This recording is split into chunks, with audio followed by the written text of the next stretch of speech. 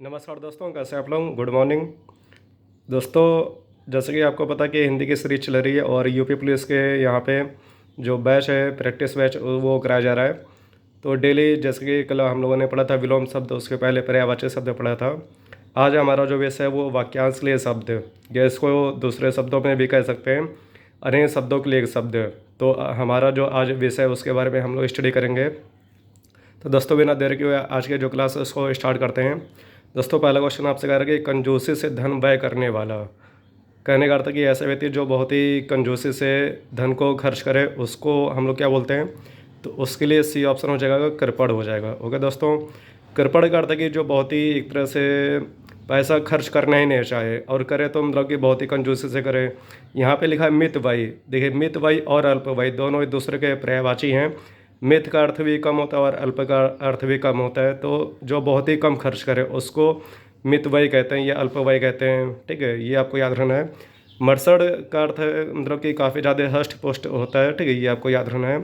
दूसरा क्वेश्चन देखते हैं, पीढ़ी दर पीढ़ी चला आने वाला। मतलब कि ऐसे कोई रीति रिवाज या परंपरा जो पीढ़ी दर पीढ़ी चली आए तो उसको हम लोग अनवागत कहते हैं। ओके दोस्तों, यहाँ पे ऑप्शन ए सही हो जाएगा, अनवागत।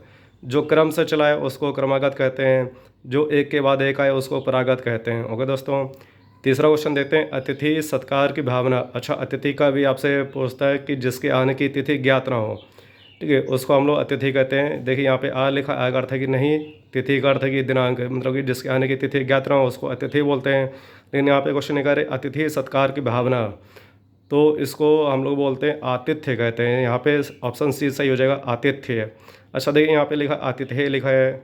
आतिथ्य का अर्थ है कि जो अतिथि का सत्कार करे। देखिए यहाँ पे अतिथि और आतिथ्य ये दोनों एक दूसरे के विलोम शब्द हैं। अतिथि जिसको हम लोग होस्ट कहते हैं, और जो आतिथ्य है उसको, ठीक है, अतिथि को हम लोग गेस्ट कहते हैं, सॉरी, ठीक है, और अतिथि को यहाँ पे होस्ट कहते हैं।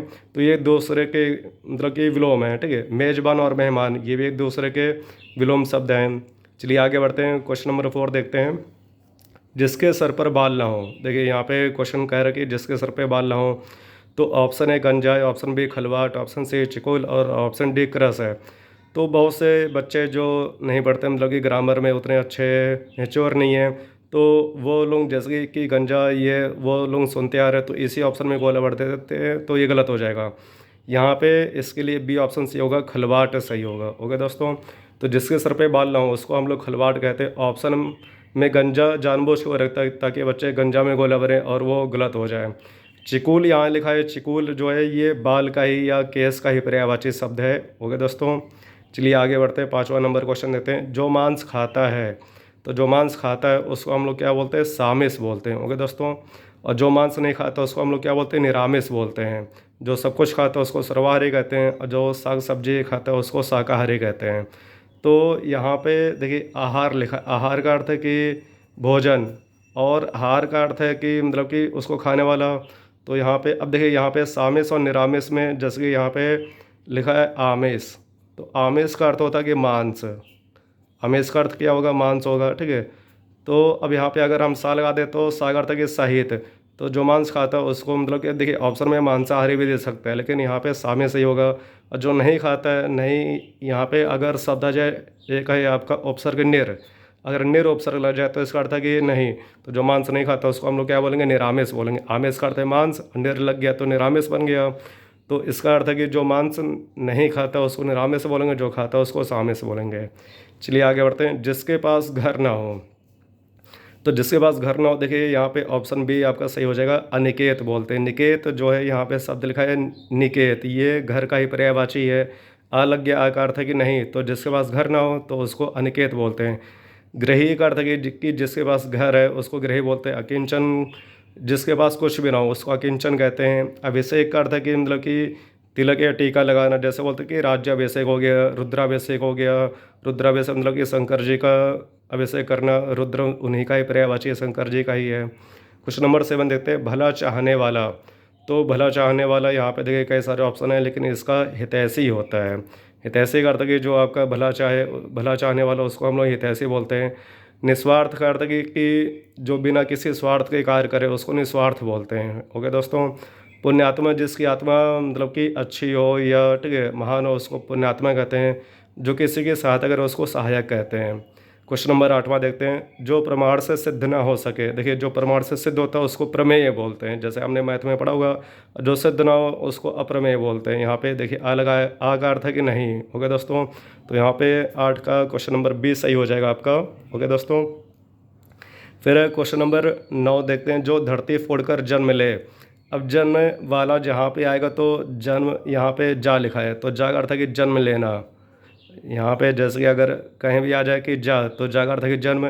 जैसे कि यहाँ पे जा जल लिखा है, जल मतलब पानी, और इसके आगे अगर हम जा लगा दें तो जलज बन गया, यानी कि पानी में जन्म लेने वाला, तो अर्थात कमल हो गया ऐसा। तो यहाँ पे द्विज लिखा, द्विज का अर्थ है कि जो 2 बार जन्म ले। यहाँ पे द्वि का अर्थ है कि 2, तो 2 बार जन्म लेने वाला उसको द्विज बोलते हैं। जो अपने आप जन्म ले उसको स्वयंभू बोलते हैं। ओके दोस्तों, देखिए स्वयं मतलब कि अपने आप। जो धरती को धारण करे उसको भूधर बोलते हैं, और जो धरती फोड़ कर जन्म ले उसको उद्भिज कहते हैं। तो यहाँ पे 9 का डी ऑप्शन सही हो जाएगा। ओके दोस्तों, क्वेश्चन नंबर 10 देखते हैं, बिना पलक झपकाए या बिना पलक गिराए। तो बिना पलक झपकाए या गिराए उसको बोलते हैं निर्निमेष कहते हैं। ओके दोस्तों, यहाँ पे क्वेश्चन नंबर सी सही हो जाएगा, निर्निमेष। और अगर पलक गिराए तो उसको बोलते हैं निर्निमेष कहते हैं, और बिना पलक झपकाया गिराए तो उसको बोलते हैं निर्निमेष कहते हैं। ओके दोस्तों, चलिए आगे बढ़ते, क्वेश्चन नंबर 11 देखते हैं, जो देने योग्य हो तो उसको क्या बोलते हैं, तो देय बोलते हैं। देय का अर्थ है कि जो देने योग्य हो, कोई भी वस्तु हो सकती है, खाद्य पदार्थ हो सकता है। तो अब यहाँ पे देखिए गेय लिखा है, जिसे गाया जा सके गेय, जिसे पिया जा सके पेय, जिसे दिया जा सके उसको देय बोलते हैं, जो खाया जा सके उसको खाद्य बोलते हैं। ठीक है, तो इस प्रकार के क्वेश्चन आपके एग्जाम में आते हैं, तो इसमें थोड़ा, ठीक है, आपको ये नोटिस करना है। फिर 12वां नंबर क्वेश्चन देखते हैं, अच्छे कुल में जन्म लेने वाला। तो ऑप्शन यहाँ पे कैसे सारे रखे हैं, इसका बी ऑप्शन से होता है कुलीन होता है। ओके दोस्तों, जो अच्छे कुल में यानी कि जो शाही वंश में या राजशाही वंश में जन्म ले उसको कुलीन बोलते हैं। अब यहाँ पे लिखा है राजपुत्र, तो राजा का जो पुत्र उसको राजपुत्र कहते हैं। द्विज का अर्थ है कि जो 2 बार जन्म ले। पूजनीय मतलब कि जिसकी पूजा की जा सके। देखिए यहाँ पे जो पूजनीय है ये आपका शुद्ध वर्तनी में आता है। बहुत से बच्चे ये पूज्य लिखते हैं फिर नहीं लिख देते हैं, तो ये गलत है। ठीक है, यहाँ पे जा पूरा बनेगा, या नहीं होगा यहाँ पे, तो ये आपका शुद्ध वर्तनी में आता है, इसको आप थोड़ा ध्यान देंगे। फिर गोद लिया हुआ पुत्र, गोद लिया हुआ पुत्र इसके लिए होता है सी ऑप्शन दत्तक।